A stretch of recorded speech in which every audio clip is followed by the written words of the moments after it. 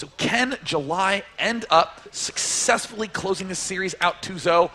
We're going to find out because we're going into the next match, Game 2. On ThorZaIN Alter. Only between ThorZaIN and July. Take it away, Diapollo. This is going to be a good one. This is for sure. On ThorZaIN Alter, JulyZerg versus ThorZaIN, TSL 3 champion versus previous Golden Mouse winner. This is nothing but the best here, Sean. I mean, I cannot wait. We have ThorZaIN spawning in the bottom right. If you would like to see the Swede make a comeback, give a cheer for ThorZaIN.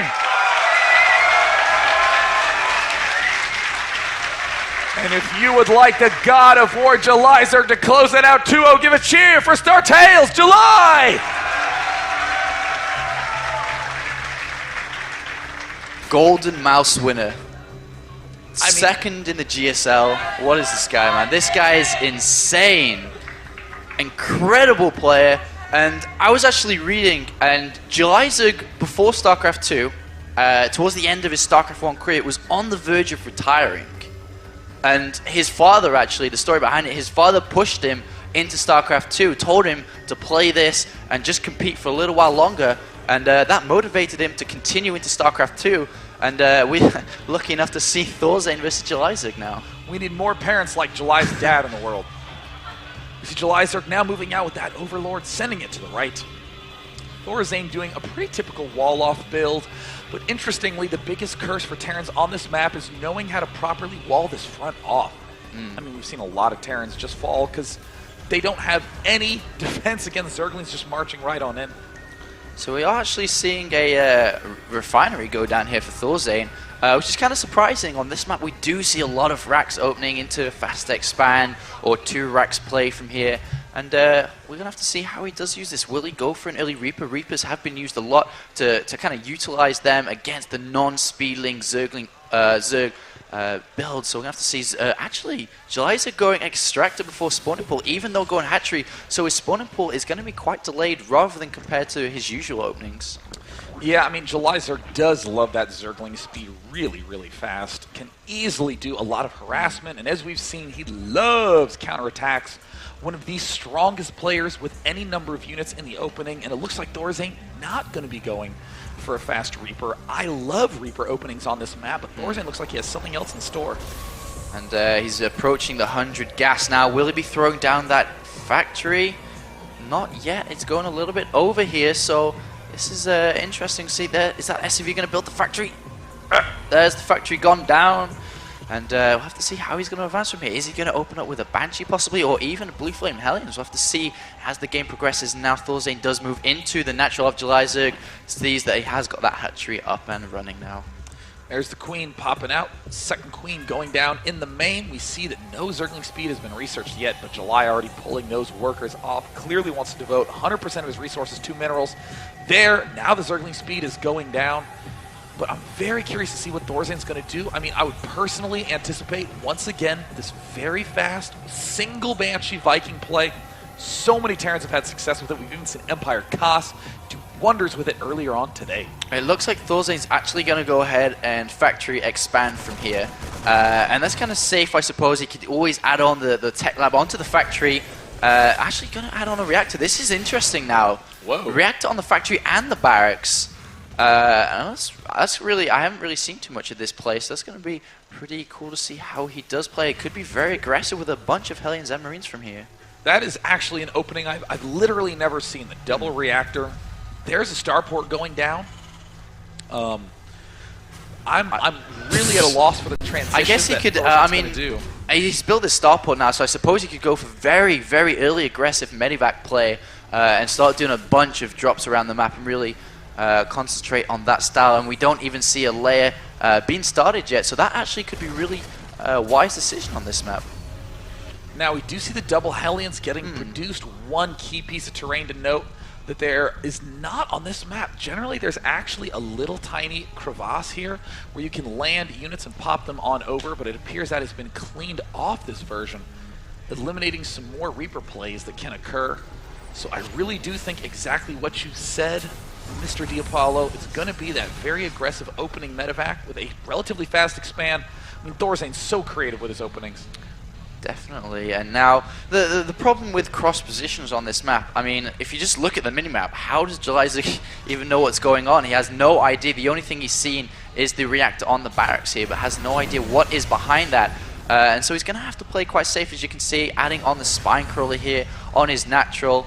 And he's going to go ahead and go to layer, most likely go for the spire before expanding. And now ThorZaIN does move out this command center to the natural. And Medivac on the way now. Not really, it hasn't really got anything in it, but looks like he might be able to elevate up and down onto the natural of JaLyZerg with this. I mean, this really is the key vulnerable point, the south extractor of the expansion, because of the ability to just cliff walk with Reapers, to march units up with Medivacs. We're seeing a lot of units moving through the center from ThorZaIN. Just very, very weird play. And now a Banshee coming up. Will ThorZaIN even invest in Cloak? It looks like now he's slowly making his way up to this high ground. He's going to keep the Hellions on the low ground and the Marines up top. July seems underprepared for this push. I know, he's moving the spine crawler now. Queen taking a lot of damage. And now he's actually lifting up the Hellions, going all for the drones. 26 Lings about to pop though. But are these Terran units in too good of a position? ThorZaIN dealing a lot of damage, having found the key exploit on this map, obliterates July's attempt at defending this, but July does take out the Medivac. That is going to be a huge key moment in play. We do see that Banshee #1 is just now popping up. We can hear Transfuse. We see a great scan by ThorZaIN. There, again, another attempted push forward by July, but it's going to be way too few units, and oh no! Swinging in from above, ThorZaIN kills the Queens. Brilliant, brilliant play by ThorZaIN. Are there any Queens on the map? There is only one back in the main. That means that this one Banshee can rip this expansion apart. And in comes the Banshee now in the middle of the map. We'll be going straight for this expansion. And meanwhile, ThorZaIN adding a third command center. And JaLyZerg going for a counterattack, but in comes the Banshee now, Sean. Is it going to be too over-eager? ThorZaIN needs to set up a big defense. ThorZaIN, there's a counterattack coming in, but that Banshee already has 3 kills on it. The Queen decides to engage off creep. It will not be able to retreat. That Queen is guaranteed to go down, but it looks like amazing defense back at the natural by ThorZaIN. Has an answer to every response by July. The Banshee has killed off the Queen, up at 5 kills now. ThorZaIN in total control of this opening stage. And JaLyZerg actually forced to make an overseer here in anticipation for Cloak, but now these links have been cleared up on the expansion. Unit tab now 46 SCVs versus 36 drones. Great harassment here by ThorZaIN, and JaLyZerg has no chance of getting a third right now. He's got a lot of money invested in these mulas, and can they do any damage? Because we see that there's no engineering. Oh, there is an engineering bay, but there's no turrets anywhere. Uh-oh, there the mulas are swinging ThorZaIN with some fast response time. Going to be able to repel it with these slow Marines, but he's going to have to build turrets in his main very quickly. They have a 25-second build time, very fast in StarCraft 2 terms. Marines trying to move forward. It looks like July will be able to equalize at least a little bit. Looks like in the main, just in total ruins at this point in time. July doing some great micro, picking off a bunch of workers. Wow. Missile turret falls, but JaLyZerg equalized up, basically. He's going to go ahead and take this third base too. One Viking solo going around the map. Awesome. We've seen this play previously in some ZVTs. And Mulas still continuing with their harassment. Unit tab now 50 drones versus 45 SCVs. JaLyZerg topping that now. And really nice play from JaLyZerg getting back into this. And 16 Zergling's been upgraded as well as the +1 flyers attack for these Mutalisks. It looks like those Mutals do manage to take it out, and for the first time in this game, the action is finally calmed down. Crazy play. Now keep in mind, ThorZaIN is equal with food of July, but he has a very fast third command center. Almost always, ThorZaIN would be far behind his opponent in food with that early third command center. Also important to note, if any of you have just tuned in, all of you in America, I know, are waking up, tuning into the excitement. Every single match that has been played today is getting uploaded to day9tv.blip.tv, so you can find any of the matches that you missed. ThorZaIN now establishing defense on that third command center. And we do have a Banshee on the left-hand side going up, but right now we do have Mutalisk in the base. Gonna kill that armory too. Double upgrades at the moment, not really using them too much because it doesn't quite have enough gas, but JaLyZerg is taking down that engineering bay. Where are the Marines? Where they need to get there before that goes down? And slowly but surely it's gonna go down into the red health here. and this engineering bay could quite possibly go down. I mean, this isn't really a huge kill for July, even if he does get it. I mean, the engineering bay, very fast building unit. He's going to have to retreat along these missile turrets, and that's going to be a big annoyance for July. The fact that there's already a third up for ThorZaIN, and ThorZaIN doesn't even quite have the big structure production that you would ordinarily want. And we do have this Banshee on the third base, taking out a Queen of JulyZerg, and now he's going for these drones. And this is the same Banshee that was doing the damage earlier. He didn't build another one. It looks like this Banshee will eventually go down to Mulus, but not. Whoa, 13, 14 kills. Can he get a 15th kill? Nope. 14 kills, well worth the money there. I mean, that great investment with that initial Banshee, you know. So often you consider the Mutalisks as the core map controlling unit. Nothing you can do when the Mutalisks are on the map, but we're seeing players just, again, hurl suicide units, suicide Banshee, suicide drops, and these aggressive Mutalisking players struggle to deal with them. And ThorZaIN could be in a little bit of a trouble now. If you look at this Medivac in the top right-hand side, look at the waypoint of it. Goes directly past an Overload, and these Mutalisks are in the middle of the map. If they do see it in time, we'll be able to cut that off. It really depends where these Mutalisks are when it is spotted. If JulyZerg decides to harass with them, I don't know. This is going to be quite close. Oh no, I'm following these Banelings. Ooh. And in comes the Medivac. It's actually going to skirt past it. No, the Overload does see completely touching the side of the map here. Let's actually go to the JulyZerg cam. He will see, look at him just zipping around, gathering up all the mules. And there's the drop at the north. I don't think he sees it. I really don't think he saw it. He missed the drop. Here it is, sneaking along the top. JulyZerg sending his Mutalisks in the exact wrong direction. And if we look at the unit counting station, 4 Zerglings out, 12 Banelings, but most of them burrowed right here. And in comes this Medivac. It's going to be able to do a lot of damage. Mutalisks on the other side of the map, and Tal Tremolta is a big map. It's going to take a long time for these to come back, and a lot of damage can be done here. ThorZaIN now stimming, picking off 3 Overlords.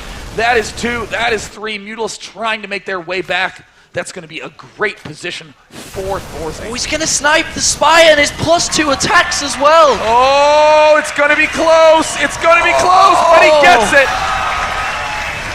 Insane. It really paid for itself there. But the most frightening part of this game so far is these Banelings. And that really helped JulyZerg in that last game. Marines tiptoeing across. But this is the big threat now, is when these Marines push down. Uh-oh. Oh, Sean. Oh, no. Oh, God. Sean. Oh, Sean. no. Oh, no. Please, oh, no, Sean. No. Oh, he missed. Oh. Oh, my God. Wow, wow, wow. And now it looks like JulyZerg is going to go from the back and do a bit of harassment with these Mutalisks as the army pushes out. ThorZaIN grabs this 4th base. Incoming Mulus going to take down a turret. And what is ThorZaIN going to do in response? This looks like he's going to be able to pull back. He's got nothing here to defend. Only a couple of Marines and turrets, but JulyZerg doing a lot of damage here again. I mean, this is one of those key times when Thors in medevacs become your greatest friend. July now going to have to go on a full retreat. ThorZaIN does manage to pick off 1, maybe 2. Can he pick off that eBay? No, he will not be able to get that eBay in time. This expansion now totally vulnerable. July doing big counterattacks. ThorZaIN needs to maintain that focus, doing the mass repair. Great positioning, but he lets the turret heal up to full. Picks it off. Can ThorZaIN defend against this kind of aggression from above? So many SCVs have been lost there. That is incredible. And the SCV count now 63, and JulyZerg's actually going to go straight up, and there are no turrets on this 4th base. If he goes up there, right now he could do so much damage. He's going now. There's 2 turrets that do complete, though. Now it does look like there's an extremely low health Mutalisk in there. Could pick that off. Marines continuing to stim. ThorZaIN cutting that Mutalisk number down. 11 Mutalisks on the field, not many. We see a pretty small force from July, but what were the units that won him last time? It was definitely those Broodlords. We see the Hive is done. The Spire has been rebuilt. Where? I have absolutely no idea. No, there it is. Morphing into the Greater Spire, 40 seconds away. ThorZaIN has yet to do a big push. And he unsieges just as you say that. Could this be the time? Is he going to just hit a little bit too late? The Greater Spire now 75 out of 100. And once again, he has no Vikings in this game at all. He does have a stopper with a reactor, but I don't think he really suspects that the Greater Spire is just about to finish, and he could be walking into another pretty bad situation again. ThorZaIN's going to have some miracle scans. It looks like July moving in for the counterattack. The Planetary Fortress is the only thing that's going to keep those bases alive. We see one SCV moving across. Oh, how fortunate. He will end up spotting that counterplay by July, but will July be able to withstand this force with just those Broodlords? Will he be able to get this Planetary Fortress down? The SCVs are repairing, but is the DPS large enough from these Zergling units? It looks like it. Slowly going down, but losing a lot of Marines Zerglings. now swinging in, but not going to be in time. Oh, day 9. Oh no! Oh, the Broodlords! The Broodlords are completely vulnerable. The one key for July to take this game. All the ground units get down by the tanks. Oh my god, ThorZaIN with the perfect attack timing, the perfect attack angle. July desperately re-expanding to the north positions, trying to get some sort of defense up, but ThorZaIN will take down the key left expansion. Oh, and look at all these Banelings being morphed outside the natural of July. So many. And as soon as ThorZaIN unsieges these tanks, it's going to be pretty ugly, I think. And there's a lot of units here for July. But look at the supply count, 191 versus 138. A bunch of Marines on the right-hand side as well. Oh, the Marines look like they're going around for a counterattack. July might. Oh, he spots it. And the stim, the spread. Oh, some decent damage gets dealt, but no. ThorZaIN denies those Banelings. 176 supply versus 118. July on the ropes now. And ThorZaIN unsieges. He's going in for the kill. Will he be able to fight off against July Zerg here? He's pushing up behind the rocks here. And he might even be able to get that infestation pit, which would be very vital. Oh, the third base getting taken down. There's the siege up. Doing some serious damage. July will end up losing this third unless he comes in at a perfect angle. The Banelings evaporate. The green gack is all that remains from those Banelings. The top expansion is taken down. ThorZaIN chipping away one base at a time. Shipping one base at a time. 92 supply for July Zerg versus 173. ThorZaIN is beating July Zerg right now. Drones are being long distance mined. Mutalisk a few links unsieged, but does manage to get a siege up at the last second, and can he manage to stay alive with these Mutalisks? Two Marines gonna do. Oh, and it looks like he has a hero Marine. No. And all these tanks are going to go down, which will help July Zerg out a lot, but I mean, he's lost so much of economy. 52 drones versus 71, hardly has any bases on the map. This bottom left is well defended, but another hatchery could well possibly go down. His Marine stim, and July Zerg scrambling to get there. Will he get there in time? No, the hatchery falls. The hatch gonna fall. ThorZaIN now only has one more base to worry about, sending a paltry force to the bottom left, but the 6 spine crawlers from July gonna be enough. Oh, look at the ghost count. Oh, 8 ghosts. And a drop at the top right side, moving into the main base of July Zerg, and he could snipe the Baneling nest, he could do the spawning pool. A lot of damage could come in here. Mutalisks are moving back into the base, though they might see this just in time. Wow, July is getting a fortunate break. Gonna kill off the free medevac. Virtually no damage was dealt. It looks like the Marines trying to pick off one of those remaining Mutalisks, but no, that drop will get shut down as well. But ThorZaIN does have this key mining south base, so he's gonna begin pushing left more frequently. Look at that insane ghost count. Keep in mind, ghosts do bonus damage to light, 24 per shot. We'll be able to 2-shot those Zerglings. Such a smart tank placement.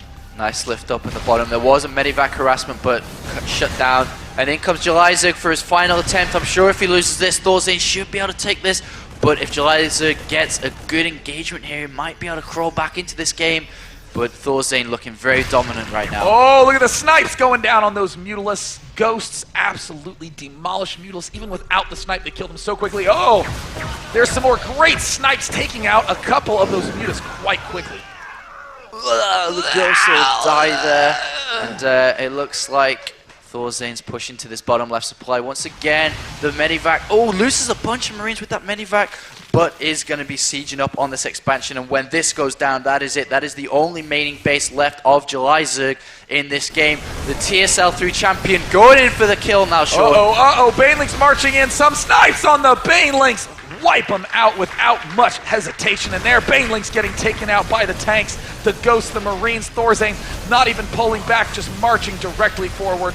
The bottom left expansion is going to fall for JulyZerg. Only long-range mining remains. And this is it. The hatchery is going to go down. The Mutalisks are coming in for some kind of counterattack. Could get a lot of SCVs here, but this base has gone down. No mining bases for JulyZerg. Oh, good GG. game! ThorZaIN does it. ThorZaIN 1-1 with JulyZerg. Wow. Toe to toe. I mean, my mind is blown. I mean, JulyZerg counterattacking so brilliantly, being so aggressive with his Mutalisks. Virtually every Zerg I know would have died to that early pressure from ThorZaIN, but you see ThorZaIN, for all his cuteness in the early game, it is the late game where ThorZaIN is a terrifying force. And planetary fortresses and turrets are so unstoppable for JulyZerg at that point of the game. It's so hard to stop them expanding, but the turning point in that game for me was when them Broodlords went down. Absolutely changed JulyZerg, lost so much supply, invested so much money in that, and unfortunately for JulyZerg, he's going to have to go ahead and play on the last map, which is Crossfire, which is going to benefit ThorZaIN a little bit in this map just because the way Crossfire is laid out, the small choke points, siege tank's going to be very dangerous here. But one thing to really keep in mind about that map is that we've seen JulyZerg do crazy counter attacks. He holds the watchtower outside the front of his opponent's base and then continues to run in circles, pinning those units on defense. And that's gonna be the way that JulyZerg's gonna utilize that map. Flanks consistently, counterattacks consistently, and this is it. We are going down. The countdown has begun.